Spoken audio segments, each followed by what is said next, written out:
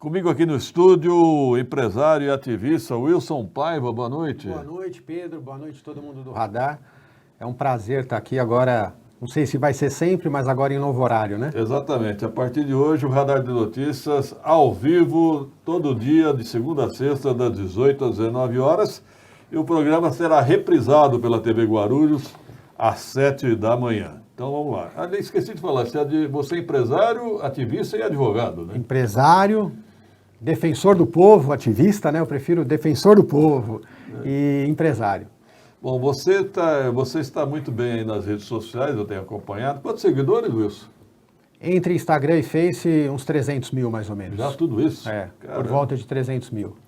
E você tem batalhado bastante pela questão do auxílio emergencial, né? A gente batalhou muito pelo auxílio. No primeiro, para aumentar o auxílio para R$600. Depois, batalhamos para a volta do auxílio. Quando muita gente falava que a gente era louco, que o auxílio não ia voltar, até o próprio presidente Bolsonaro falava que não ia voltar, o Guedes falava que isso era coisa de vagabundo. Nós continuamos ali lutando firme, duramente, com críticas pontuais mais duras. E aí, óbvio que não foi só por nossa causa, né? Por óbvio que não, mas aí o auxílio voltou. E hoje a gente defende não só o auxílio emergencial em R$600, como a gente defende um auxílio permanente, responsável e justo. Não é justo que um país que arrecada 4 trilhões de reais, quando vai distribuir um pouco de dinheiro para a população, nunca tem, o povo é vagabundo, o povo não gosta de trabalhar. Então, quem acha que a gente vai parar, pode sentar lá, até deitar, porque nossa luta só está começando. Eu até me lembrei daquela velha luta do senador Suplicy, né? No então Sim, senador, sim. Da renda mínima, né? Sim, ele tinha uma renda básica cidadã, se eu não me engano era o nome. Acho que foi muito importante aquela discussão naquele momento. Mas qual que é o problema que eu vejo na renda básica do Suplicy? Qualquer pessoa, mesmo o Neymar, por exemplo, teria direito àquela renda básica. Errado. Então, para mim, já é algo que nasce morto. Essa renda básica, esse auxílio permanente, renda básica, enfim, o nome que for ter, a gente defenda que sejam para pessoas que precisam, pessoas inscritas no CAD único, porque senão não faz sentido, né? Concordo plenamente. Não faz sentido. Não faz sentido eu ter direito. Eu ter direito? Não. Você ter direito? O Neymar ter direito? O dono da Ambev, que é o cara mais rico do Brasil, ter direito? Não faz sentido nenhum. Então, na minha opinião, foi ali que o senador Eduardo Suplicy errou. Então, errou feio, hein? Para mim, ali ele errou. Errou. E só por causa disso que isso não virou uma realidade. Então, a gente vem defendendo firmemente esse auxílio, que a gente até chama aí, por enquanto, de Auxílio Brasil, que eu acho que é um bom nome. Bom nome. E a gente tem estudos prontos que dá para pagar o auxílio emergencial, esse auxílio permanente. De que valor? Um auxílio permanente que seja permanente, responsável e justo. Permanente, para que as pessoas tenham acesso a isso mensalmente, responsável, para que não quebre o governo. Não adianta eu falar que vai ser R$5.000 para cada família, e justo. Agora, eu acho que houve uma decisão do Supremo, do ministro Marco Aurélio, determinando que a partir de 2022 tenha um auxílio permanente, não é isso? Sim, exatamente isso. E é por isso que nós estamos brigando. Teve agora essa decisão do STF e nós continuamos agora, talvez até com mais força, né? Porque não existe, Pedro, outro caminho do que não um auxílio permanente. Tentaram erradicar a pobreza, teoricamente tentaram erradicar a pobreza durante toda a nossa história. A pobreza só foi erradicada no Brasil com o auxílio emergencial. Então não existe nenhuma outra forma de se acabar com a pobreza que não um auxílio permanente para a população. O auxílio emergencial e o Bolsa Família, qual é a diferença? O Bolsa Família atende não são poucas famílias, né? Mas atende ali por volta de 18 milhões de famílias. A gente quer que atenda no mínimo 30. Entendi. E o Bolsa Família, vamos colocar aí mais ou menos, uma média de 100 a 150 reais. A gente defende que seja 500 reais por família. Então, esse auxílio que a gente chama de Auxílio Brasil, a gente defenda que seja, no mínimo, para 28 milhões de famílias, 500 reais por família. Isso, de certa maneira, faria até a economia girar, né? Exatamente. Nesse estudo que nós fizemos com vários economistas, capitaneados lá pelo deputado federal André Janones, eu representando ele no estado de São Paulo e outros tantos representando em outros estados, nós temos ali todo um estudo pronto, da onde que sai o dinheiro, o que que faz, como que paga, o quanto volta para a população, o quanto aumenta no PIB, o quanto aumenta a arrecadação.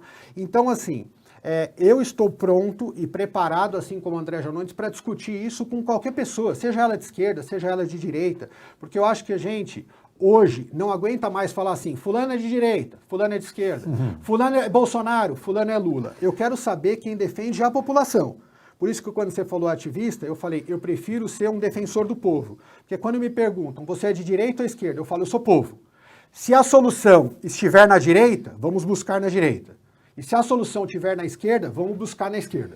Tem gente que entende isso é coisa de comunista. Não é, gente. Isso é coisa de pessoas que pensam na população. Vejam o que o Joe Biden está falando nos Estados Unidos. A diferença, Sim, né? Barack Obama. Então, é a linha do Barack Obama, exatamente. Sim, mesmo partido.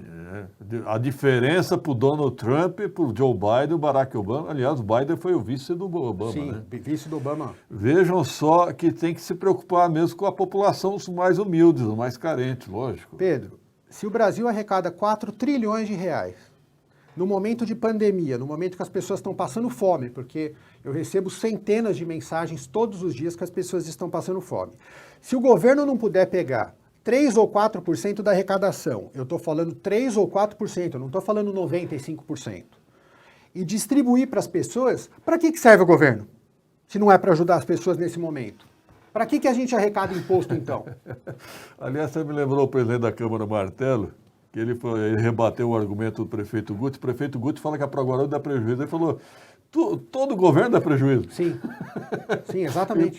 Empresa pública não é para dar lucro, é para dar qualidade de vida à população. Sim, exatamente. Aliás, queria saber a sua opinião sobre essa questão do fechamento da Proguarú. Você já me perguntou isso em outro programa e, na realidade, não é puxando o saco não, mas eu concordo com a sua opinião. Eu acho que a Proguarú tem que ser reavaliada. Ela não tem que ser fechada, ela tem que ser reestruturada e servir para aquele princípio que ela foi criada lá. Então, ela perdeu. E aí eu não vou falar de culpa, porque ninguém está aqui para achar culpado, mas em algum momento do passado ela se perdeu. Então precisa agora olhar, ver onde se perdeu, enxugar e a Proguarú fazer o que precisa ser feito. Porque, por exemplo, Pedro, num processo licitatório que você vai ter que fazer lá, que é a Lei 8666 de 93. Se você quiser fazer uma rua, pavimentar uma rua, então deu um problema ali, você precisa pavimentar uma rua, tapar um buraco, você precisa fazer uma licitação. Para fazer essa licitação, você vai levar 6 meses, você vai ter que fazer cotação, você vai ter que fazer muita coisa para conseguir fazer uma rua. A Proguarú te dá agilidade nessas ruas, te dá agilidade numa contratação. Então, é muito importante que exista uma empresa como a Proguarú, como existe em vários lugares. Existem outras cidades que existem outras Proguarus, que não chama Proguarú, mas empresas públicas. Empresas públicas que fazem esse serviço. O problema é quando começa a ser um cabide de emprego, o problema é quando começa pessoas que mal trabalham a receber valores muito altos. Aí ela começa a perder o seu funcionamento para aquilo que ela serviu. E aí você fala assim, é igual, por exemplo, uma pessoa está com uma doença grave. Você tem que tratar a pessoa. Não, vamos matar a pessoa. Você resolveu a doença, mas a pessoa morreu. Verdade. Aliás, eu li o livro, eu tive a pachorra de ler o livro lá do Márcio França, que é um dos ídolos políticos do prefeito Guti. Eu também. Você leu? Li. Então você vai confirmar para mim aqui. O Márcio França usou muito a empresa pública lá de São Vicente na gestão dele, que foi uma boa gestão, sem dúvida nenhuma. 98% de avaliação ele saiu. Lembra? 98% dos votos. Mas você percebeu que no livro ele fala muito Sim. da empresa de economia mista lá? Eu não lembro o nome da empresa. Eu também não lembro, mas a empresa é a Proguarú deles lá em São Eu pensei Vicente. que só eu tinha lido esse livro. Eu li. Então foram 2. No mínimo 2 ele vendeu. Rapaz, eu tive a paixão de ler o livro do Márcio França, do Rodrigo Barros. Do Bertaioli? Do Bertaioli ainda não li. Muito bom também, do Bertaioli. Onde é que eu arrumo esse? Prefeito É de Mogi, né? Prefeito de Mogi. Eu te empresto. Eu não vou te dar, mas eu te empresto. Eu te devolvo, pode ter certeza. Ele tem um livro, ele fala muito sobre educação, muito sobre saúde. Eu fiz gestão pública, né? Então eu sou formado em gestão pública e eu tenho bastante curiosidade em ler. Eu conheço o Bertaioli.